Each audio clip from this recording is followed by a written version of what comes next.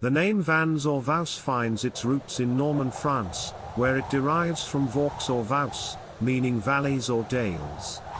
The family's journey to Scotland is shrouded in the mists of time, but it's believed they arrived in the 11th century. Their arrival coincided with Queen Margaret's entourage, who later became Saint Margaret, the wife of King Malcolm III.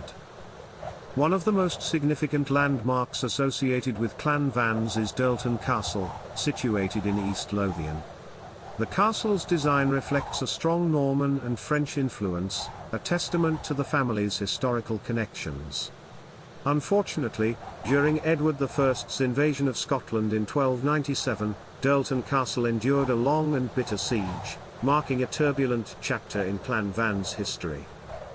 Around 1384, a nephew of William de Vaus of Dirleton married the heiress to the lands of Barnbarroch in Wigtownshire. This marriage marked a transition in the family's nomenclature, and they came to be known as of Barnbarroch. This change in name signified their shift in focus and allegiance. In 1747, a significant event in Clan Vans' history unfolded when KPJM Vans of Barnbarroch married Margaret, the only child and heir of Robert Agnew of Shoreham.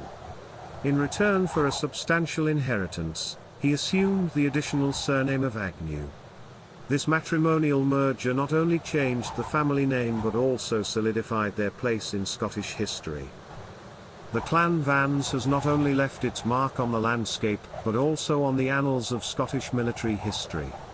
John Vans Agnew served valiantly in the Second Boer War and later commanded the Scottish Horse Yeomanry during the First World War. Their military service is a testament to their dedication to their nation. In the 19th century, Barnbarroch House underwent significant redesign and extension. The architect and landscape gardener, John Loudon, played a pivotal role in these improvements. His treatise, Forming, Improving, and Managing Country Houses, showcased these enhancements, highlighting Clan Vans' commitment to both preserving their heritage and adapting to changing times.